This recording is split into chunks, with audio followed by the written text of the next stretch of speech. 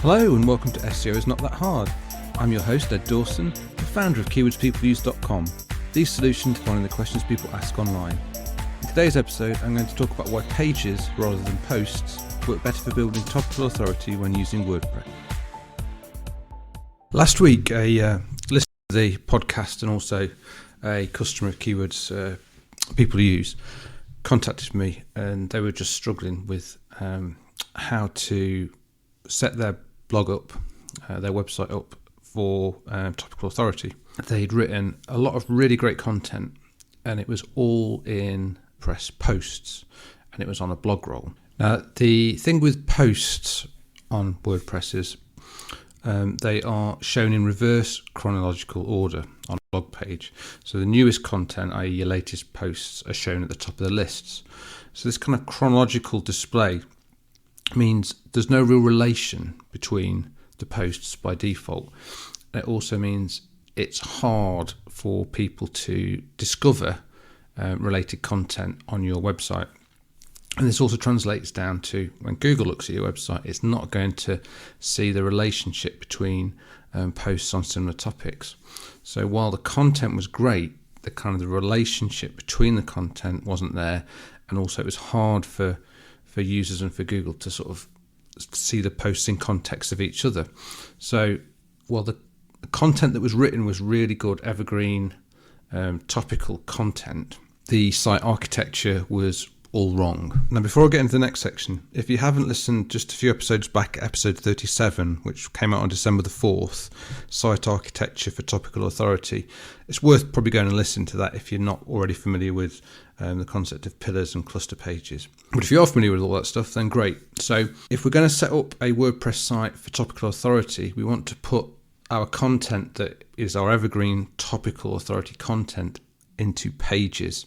And the reason we want to use pages rather than posts is that pages have a parent-child relationship. So you can have a page, which you can set up as a pillar page at the top level, and then you can have child pages off that pillar page. And then conversely, you can also have each of those child pages can have their own child pages, and you can carry that parent-child relationship all the way down. So it helps you create a really rich architecture for topical authority relating posts and their cluster pages to each other and linking them to each other with breadcrumbs. So this allows you to make an architecture where your content is timeless and evergreen, where people can easily browse through a navigation structure to find related content to each other. And the same thing with Google. Google can also relate different parts of the site and different cluster pages and pillar pages to each other to build up that authority between themselves. That's not to say that I don't recommend using posts at all, but if you're doing posts, they should be really bloggy type content which is maybe time limited. It could be if you've got a sale on, if you're an e-commerce site, or it could be if you're a review site reviewing something that's going to be short-lived, something that doesn't necessarily relate to anything else.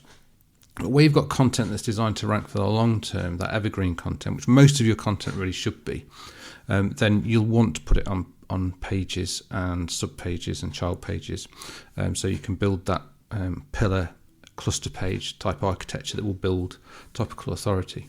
Now, if you're starting anew from scratch, that's great, easy. You can just start off with using posts, setting your hierarchy up, and there's no real other SEO implications to think of in the first instance because you're starting on a fresh new site.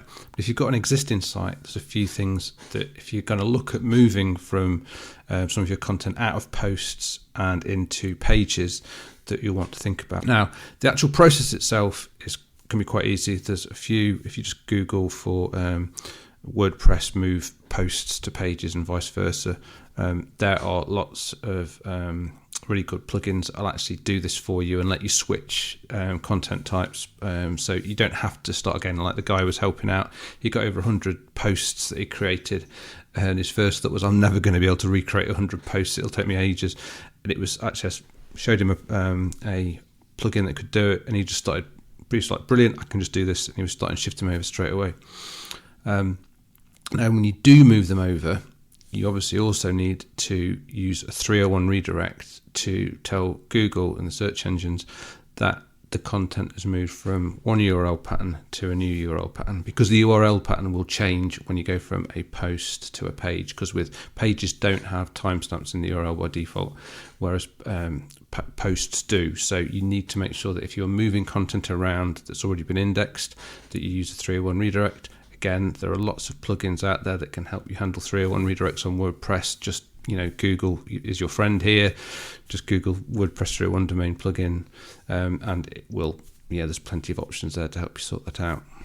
Again, if you are nervous about moving from posts to pages, you don't have to do it all in one go. It's the kind of thing that you can do bit by bit, sort of drip feed existing posts into pages, do it bit by bit, just to make sure that you don't, if you're worried about any effects it might have on Google in the short term, just moving a few pages at a time and doing it spacing it out over time can be an absolutely perfect way of doing it. But just to reiterate, that if you are going to move post to pages, make sure you use a 301 redirect. If you don't know what a 301 redirect is, then episode 39, which I published on the 8th of December on this podcast, talks through what 301 redirects are and why you need to use them. So that's just making sure that you are telling Google, I've moved this page or this post and this is its new URL. That's the key. That's the only key thing to be sure you do. If you've got questions about how to do this, and especially about how to do it on your own site, do feel free to get in touch. Like I say, the guy who helped this last week, he just dropped me an email and said he was struggling, and I just said, show me the URL. And then I did a few little short 5-minute videos where I just stepped through his site and sort of made suggestions and the things that I would have done differently. And we just did a few little back and forths like that. And I think it's going to be really valuable for him. And I'd be happy to help other people. So do just get in touch. You can email me at podcast@keywordspeopleuse.com, or you can get hold of me on Twitter. I'm at Channel 5. Thanks for listening. I really appreciate it. Subscribe and share. It really helps. SEO is Not That Hard is brought to you by keywordspeopleuse.com, the solution to finding the questions people ask online. See why thousands of people use us every day. Try it today for free at keywordspeopleuse.com. If you want to get in touch, have any questions, I'd love to hear from you. I'm at Channel 5 on Twitter, or you can email me at podcast@keywordspeopleuse.com. Bye for now, and see you in the next episode of SEO is Not That Hard.